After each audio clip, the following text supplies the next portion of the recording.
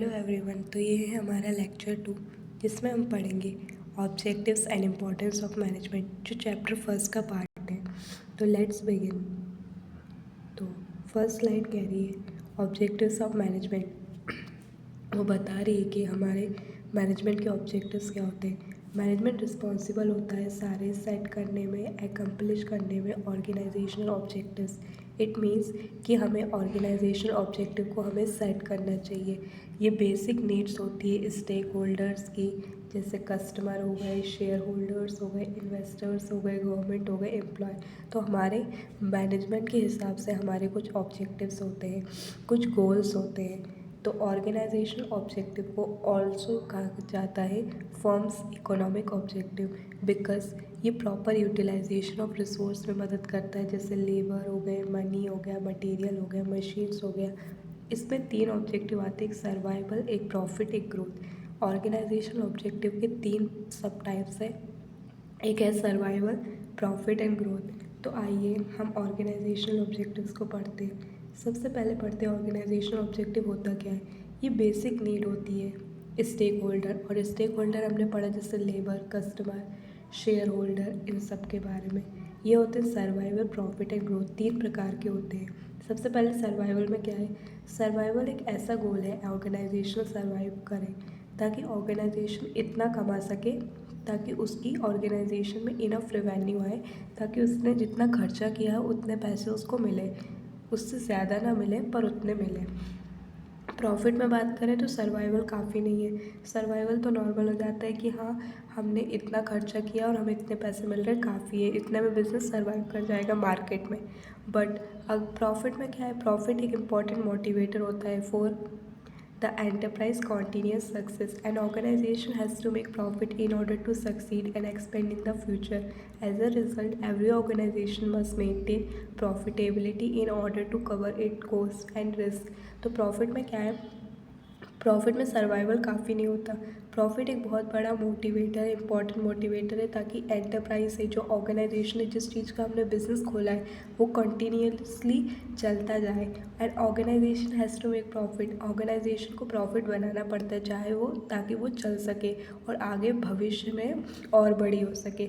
इस as a result, इस result के दौरान सारे ऑर्गेनाइजेशन को मेंटेन करनी पड़ती है प्रॉफिटेबिलिटी, कि हाँ, इतना प्रॉफिट हम उससे अर्न कर रहे हैं, ताकि हमारी कॉस्ट भी कवर हो जाए और रिस्क भी, कि अगर फ्यूचर में कुछ रिस्क आए तो हम पैसे संभाल के रख रहे हैं ताकि वो आगे यूज़ हो जाए।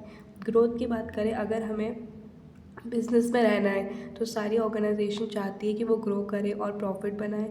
टू एकम्प्लिश दिस, इसको फुलफ़िल करने के लिए एन ऑर्गेनाइजेशन मैनेजमेंट बस इफेक्टिवली एंड एफिशिएंटली यूटिलाइज करना पड़ता है रिसोर्सेज को।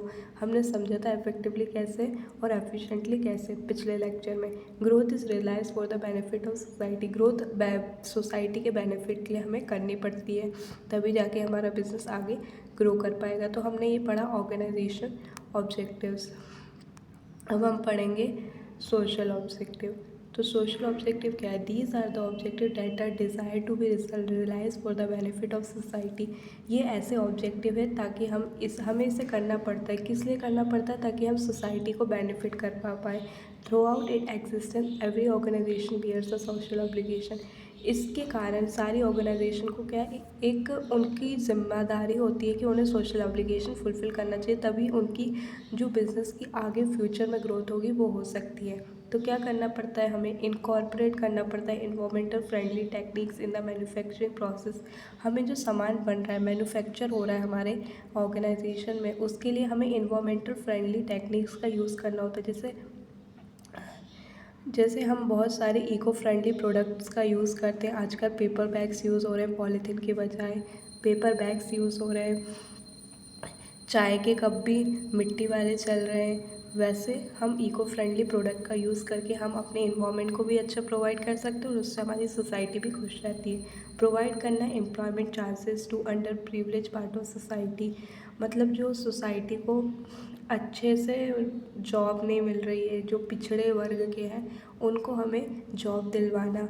जैसे Tata steel industry for example has consistently set the standard for outstanding corporate social responsibility. जैसे टाटा स्टील इंडस्ट्री ने एक स्टैंडर्ड सेट किया है कॉर्पोरेट सोशल रिस्पॉन्सिबिलिटी का। उन्होंने क्या किया है, उन्होंने 1000 स्कूल प्रोजेक्ट स्टार्ट करे हैं ताकि वो बेसिक एजुकेशन सारे कंट्री के पार्ट्स में प्रोवाइड कर सके। प्रोवाइड करना कस्टमर को good quality product and services at reasonable rate में कस्टमर को सर्विसेज प्रोवाइड करना और असिस्ट करना और पार्टिसिपेट करना।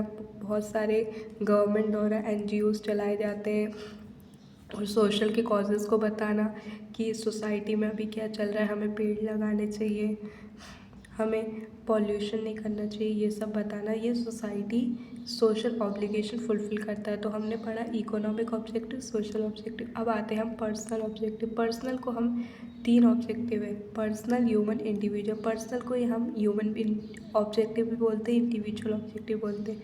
तो पर्सनल ऑब्जेक्टिव में क्या है, people are the most valuable asset of every organisation. जो लोग होते हैं वो बहुत ज़्यादा वैल्यूएबल एसेट होते हैं ऑर्गेनाइजेशन के।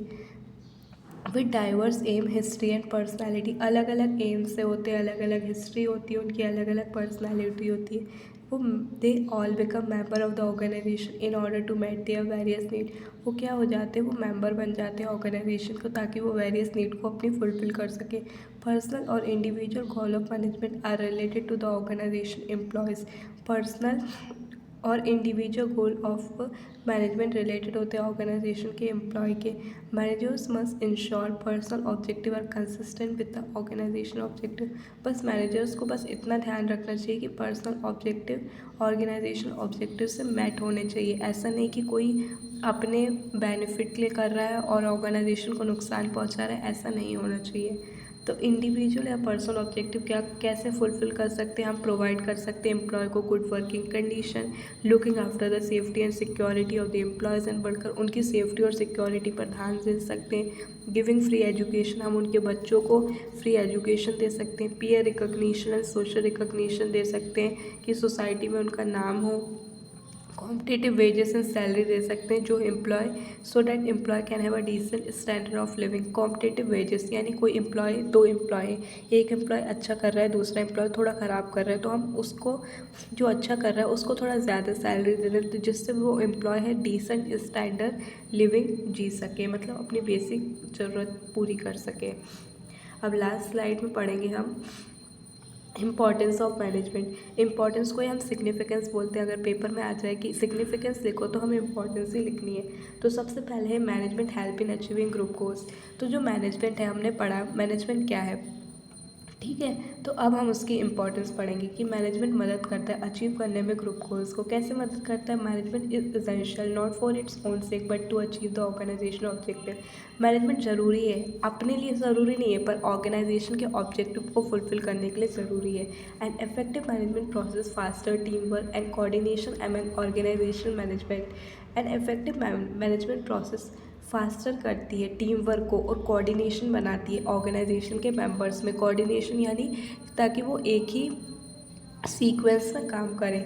Managers provide a uniform path और direction to their employees. Manager provide करते हैं यूनिफॉर्म पाथ और direction to their employees. Employees को डायरेक्शन प्रोवाइड करते हैं efforts in order to achieve the organisation overall goal, जिससे हम लोग एक ऑर्गेनाइजेशन का ओवरऑल गोल हम लोग अचीव कर सके। तो सबसे पहला है management help in achieving group goals, मतलब मैनेजमेंट मदद करता है ताकि हम ग्रुप गोल्स को अचीव कर सके। अब बात करें मैनेजमेंट इंक्रीजेस एफिशिएंसी। मैनेजमेंट मदद करता है एफिशिएंसी को इंक्रीज़ करने में। एफिशिएंसी क्या होती है, जिसमें हमारा कॉस्ट कम लगता है, हमें प्रोडक्टिविटी ज़्यादा मिलती है यानी उससे बेनिफिट ज़्यादा मिलते हैं और हम उसका उपयोग करके एग्जिस्टिंग रिसोर्सेज का उपयोग करके हम अच्छी चीज़ें बना सकते हैं। This is achieve through better planning, organising, directing, staffing and controlling the organisation objective. ये हम कैसे कर सकते हैं, जैसे प्लानिंग हो गया, ऑर्गेनाइजेशन हो गया, डायरेक्टिंग हो गया, स्टाफिंग हो गया और कंट्रोलिंग हो गया। इन सारी प्रोसेस ये हमारे आगे के चैप्टर हैं, तो इन सब से हम मैनेजमेंट को कैसे बेटर कर सकते हैं ये हम आगे पढ़ेंगे। तो मैनेजमेंट इंक्रीज़ करता है एफिशिएंसी, यानी वो मदद करता है कि हम अच्छे से काम कर सकें, लोअर कॉस्ट में काम कर सकें। बात करें management creates a dynamic organisation. तो जो मैनेजमेंट है, सारे ऑर्गेनाइजेशन ऑपरेट करते हैं एक डायनेमिक इन्वायरमेंट में। तो management individuals in an organisation usually oppose change because it frequently involves transitioning from a familiar secure environment to a newer more challenging one. जो इंडिविजुअल्स होते हैं ऑर्गेनाइजेशन में, ज़्यादा अक्सर वो लोग अपोज करते हैं कि अगर ऑर्गेनाइजेशन में कुछ चेंज हो गया तो वो लोग हमेशा उसके विपरीत जाते हैं कि नहीं, हमें ये नहीं करना। तो हमें एक सिक्योर इन्वायरमेंट के लिए और मोर चैलेंजिंग वन के लिए मैनेजमेंट को एक डायनेमिक ऑर्गेनाइजेशन बनानी पड़ती है, जिससे managers must assist their people in adapting to changing environment in order to ensure the organization survival and growth। जिससे मैनेजर्स अपने इंडिविजुअल्स यानी जो लोग काम कर रहे हैं उन्हें समझा पाएँ कि कितना ज़रूरी है हमारे तरीके को बदलना, जिससे हमारी ऑर्गेनाइजेशन सर्वाइव कर पाए, ग्रोथ कर पाए। तो हमें चेंजेस को अडाप्ट करना पड़ेगा। Furthermore, management persuade employee that the changes implemented in the organization would boost their future chances। और मैनेजमेंट मदद करता है कि चेंज अगर हम ऑर्गेनाइजेशन में चेंज करेंगे तभी जाके हमारा फ्यूचर में अच्छा होगा। जैसे सैमसंग कंपनी को देख लीजिए, सैमसंग कंपनी अभी भी कीबोर्ड बना सैमसंग कंपनी अभी भी अपने मोबाइल कीपैड मोबाइल बना रही थी, पर अभी फ्यूचर में स्मार्टफोन चल रहे हैं। तो स्मार्टफोन चल रहे हैं तो सैमसंग कंपनी तो उसी में टिकी रही कीपैड मोबाइल में, तो उसका बिज़नेस आगे नहीं चल पाया। बट जो दूसरी कंपनियां हैं उन लोग ने अपना तरीका बदला, अपनी सोच बदली और आगे के फ्यूचर को अपनाया कि ऐसे काम चल रहा है, जो काम अभी चल रहा है उसको अपनाए, उसकी वजह से वो लोग ग्रोथ कर पाए। तो मैनेजमेंट क्रिएट करता है एक डायनेमिक ऑर्गेनाइजेशन बनाने में। Now fourth point is management help in achieving personal objective. Management मदद करता है पर्सनल ऑब्जेक्टिव को अचीव करने में। हमने पढ़ा है कि पर्सनल ऑब्जेक्टिव्स क्या होते हैं, इंसान के लिए जो एम्प्लॉय वहाँ पे वर्क कर रहा है उसको अचीव करने के लिए। एवरी इंडिविजुअल और employee in an organisation has different aim और goal that they hope to achieve while performing their duty. सारे इंडिविजुअल या एम्प्लॉय ऑर्गेनाइजेशन में अलग अलग एम्स लेके आते हैं ताकि वो लोग अचीव कर सकें, अपना काम करने के साथ साथ उस एक्टिविटी को भी अचीव कर सके। Management assist this people in achieving both their personal and organisational goals. Management मदद करता है उन लोगों को अचीव करने में, पर्सनल भी और ऑर्गेनाइजेशनल गोल्स में। मैनेजमेंट फास्टर करता है टीम स्पिरिट, टीम में स्पिरिट को फास्ट करता है, कोऑपरेट करने में मदद करता है and dedication to collective success, और डेडिकेट करता है ताकि वो अच्छे से उनकी सक्सेस हो सके through encouragement and leadership. Encourage के साथ और लीडरशिप के साथ तो क्या क्या इंपॉर्टेंस हो गई, अचीव कर सकते हैं ग्रुप गोल्स, इंक्रीज करते हैं एफिशिएंसी यानी लोअर कॉस्ट में हम अच्छे से अपने रिसोर्स का यूज़ करके उस रिसोर्स को प्रॉपरली यूटिलाइज कर सकते हैं। क्रिएट अ डायनेमिक ऑर्गेनाइजेशन, अलग अलग चेंजेस लाते रहते हैं अपने प्रोडक्ट्स में, जिससे हमारे एम्प्लॉयज़ को भी कोई दिक्कत ना हो। Help in the development of society, society की मदद करते हैं और हेल्प करते हैं अचीविंग पर्सनल ऑब्जेक्टिव।